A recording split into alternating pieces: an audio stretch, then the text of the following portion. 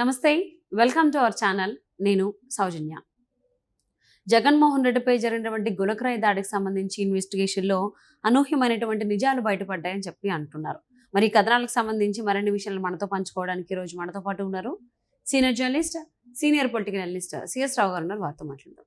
నమస్తే రావు గారు. నమస్తే.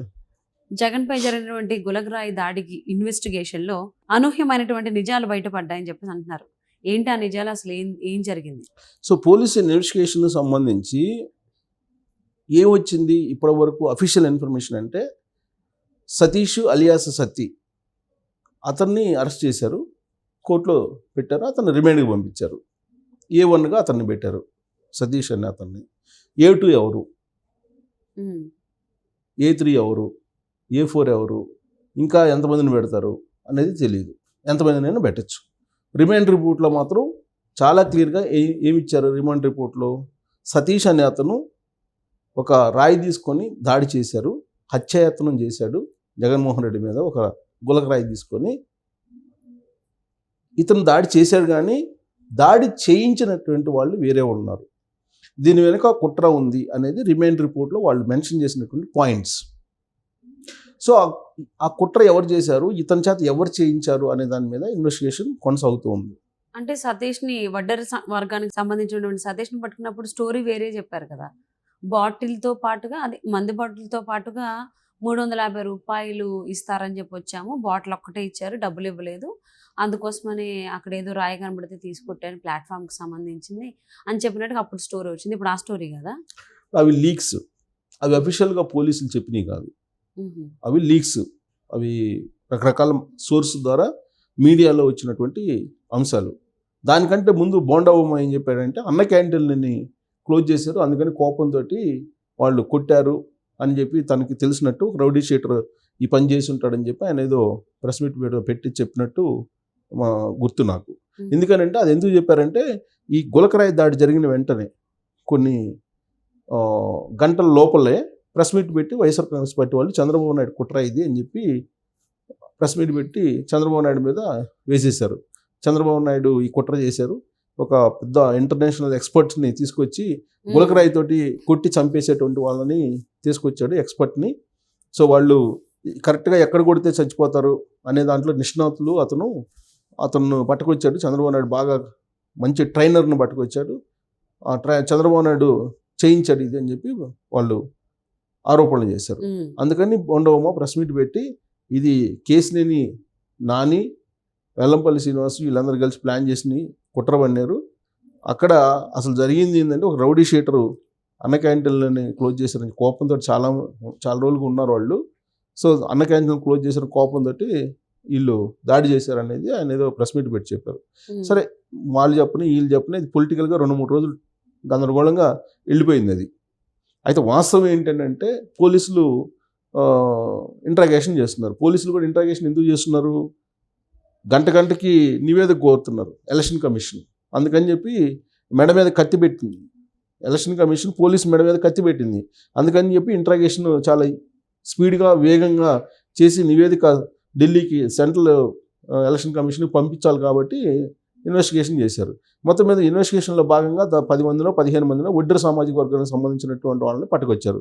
ఎందుకంటే దాడి జరిగిన గులకరాయి కాబట్టి, ఈ రాళ్ళు కొట్టే వాళ్ళు ఒడ్డర్లు కాబట్టి ముందు వాళ్ళ మీద కాన్సన్ట్రేషన్ చేశారు. సో ఒడ్డర వాళ్ళందరినీ పట్టుకొచ్చి మొత్తం మీద ఒక 5-6 అనుమానితులుగా గుర్తించి 5-6 మీద కాన్సన్ట్రేషన్ చేశారు. కాన్సన్ట్రేషన్ చేసి ఎట్టకేలకు సతీష్ అనే అతను పట్టుకున్నారు. సతీష్ అనే అతను పట్టుకొని ఆ గులకరాయితోటి ఎలా కొట్టారు, కొట్టింది అతనైనా కాదా అని చెప్పి నిర్ధారించుకున్న తర్వాత అతను ఒప్పుకున్నాడా లేకపోతే ఒప్పించారో తెలియదు మనకి. సతీష్ అనే అతను ఒప్పుకున్నాడు, అతనే దాడి చేశాడు అని చెప్పి రిమాండ్ రిపోర్ట్లో పొందుపరిచారు. అయితే నన్ను ఈ విధంగా కొట్టమన్నారని చెప్పేసి వేరే అతను చెప్పారు అని చెప్పి ఆయన ఇచ్చినటువంటి వాంగ్మూలం మేరకు ఇన్వెస్టిగేషన్ ఇప్పుడు కంటిన్యూ అవుతుంది. అతన్నేమో రిమాండ్కి పంపించేశారు, జైల్లోకి పంపించేశారు సతీష్ అనే అతన్ని. సో ఇప్పుడు ఆ A2 ఎవరు, A1గా సతీష్ని తేల్చారు, A2 ఎవరు అంటే కొట్టించినటువంటి వాళ్ళు ఎవరు, ఈ కొట్టియడానికి కారణాలు ఏంటి, దాని వెనక ఎవరున్నారు అనే దాని మీద ఇన్వెస్టిగేషన్ జరుగుతుంది. దుర్గారావు అనే అతను ఇప్పుడు ఆల్రెడీ పోలీసులు అదుపులో ఉన్నారు. ఇవాళ అతన్ని అరెస్ట్ చూపిస్తాము, అరెస్ట్ చూపించిన తర్వాత కోర్టులో ప్రొడ్యూస్ చేస్తామని చెప్పి చెప్తున్నారు పోలీసులు. ఉమ్, మరి దుర్గారావుని ఎందుకు పెట్టలేదు అని అంటే, వాళ్ళు ఏదైతే అనుకున్నారో ఇన్వెస్టిగేషన్ అది ఇంకా ఫుల్ఫిల్ కాల, వాళ్ళు అనుకున్నటువంటి ఇన్వెస్టిగేషన్. ఉమ్, ఉమ్, సో కాబట్టి దుర్గారావుని A2 కింద పెడతారా? దుర్గారావు అతను తెలుగుదేశం పార్టీలో కీలకమైనటువంటి లీడర్గా అక్కడ లోకల్గా ఉన్నారు, అతను వడ్డిరా. ప్లస్ అంతకుముందు వైఎస్ఆర్ కాంగ్రెస్ పార్టీలో ఉన్నారు. జగన్మోహన్ రెడ్డి చేసిన ప్రజా వ్యతిరేక కార్యక్రమాలు తట్టుకోలేక ఆయన 2 నెలలు 3 నెలల క్రితం తెలుగుదేశం పార్టీలో చేరాడు. ఆ కోపంతో ఇప్పుడు దుర్గారావుని ఫిక్స్ చేయాలి అనేటువంటి ప్రయత్నం చేస్తున్నారనేది ఒకటి వినిపిస్తుంది. ఆహా, దుర్గారావు ఇచ్చేటువంటి వాంగ్మూలాన్ని బేస్ చేసుకుని బోండా ఉమాని ఇరికించాలి అనేటువంటి ప్రయత్నం చేస్తున్నారనేది ఇంకోటి వినిపిస్తుంది. బోండా ఉమా ఇప్పుడు విజయవాడ సెంట్రల్కి సంబంధించినటువంటి అభ్యర్థి. అవును, అక్కడ వెల్లంపల్లి శ్రీనివాసు వైఎస్ఆర్ కాంగ్రెస్ పార్టీ అభ్యర్థి, తెలుగుదేశం పార్టీ అభ్యర్థి బోండా ఉమా. సో ఇప్పుడు దుర్గారావు ఇచ్చే వాంగ్మూలం బేస్ చేసుకొని బోండా ఉమా మీద A3 గానో లేకపోతే A4 గానో ఇప్పుడు A5 చాలా పెడతారు. ఇక ఎవరిని కావాలంటే వాళ్ళని పెట్టచ్చు.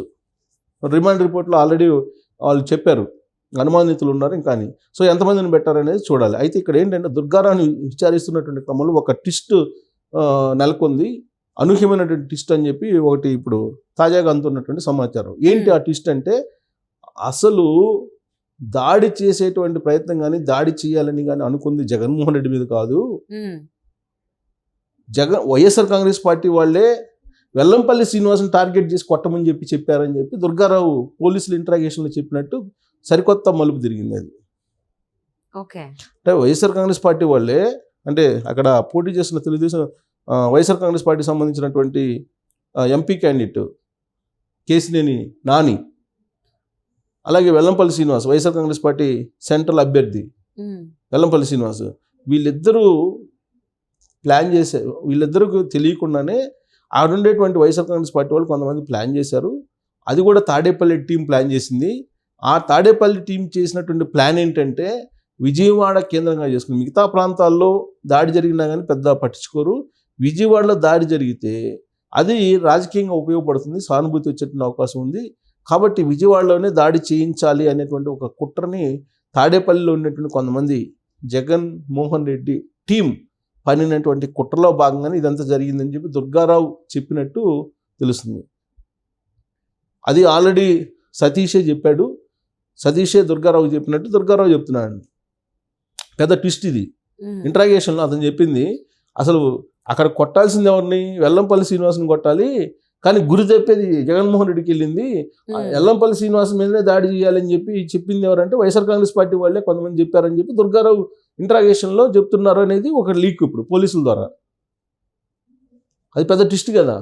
అవును, వెల్లంపల్లి శ్రీనివాసుని అక్కడ దాడి చేయించాలనేటువంటి ప్రయత్నం ఆ పార్టీలో వాళ్ళే కొంతమంది చేయించారని అంటే, అది మరి వెల్లంపల్లి శ్రీనివాస్ ద్వారా సానుభూతి పొందాలి ఆ విజయవాడ సెంట్రల్ కాన్స్టిట్యున్సీలో అనేటువంటి ఒక రాజకీయ కోణం కనిపిస్తుంది కదా.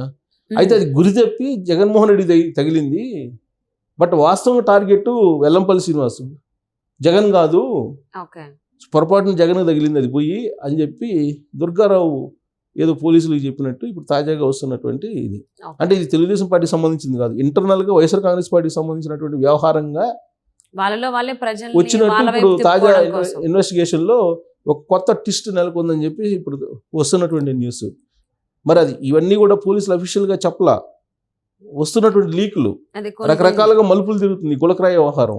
అవును, ఈ మలుపులు తిరుగుతున్నట్టు వ్యవహారంలో ఇప్పుడు ఫైనల్ క్లైమాక్స్లో ఈ మలుపు తిరిగిందని చెప్పి ఇప్పుడు మొత్తం పొలిటికల్ సర్కిల్లో వస్తున్నటువంటి న్యూస్. సో గులకరాయి దాడిలో నిజంగానే అనూహ్యమైనటువంటి నిజాన్ని మీరు మాకు చెప్పడం జరిగింది. సో అది టార్గెట్ అనేది జగన్మోహన్ రెడ్డి కాదు, వెల్లంపల్లి శ్రీనివాస్ అని.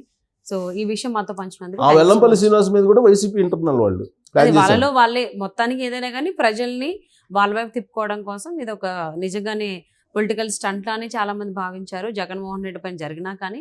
సో తెరి చూస్తే అదే అన్నట్టుగానే ఇప్పుడు అనూహ్యమైనటువంటి నిజాలు బయటపడుతున్నట్లుగా తెలుస్తుంది. సో చూద్దామండి ఇంకెన్ని బయటకు వస్తాయో. Thank you so much CS Rao గారు. Thank you.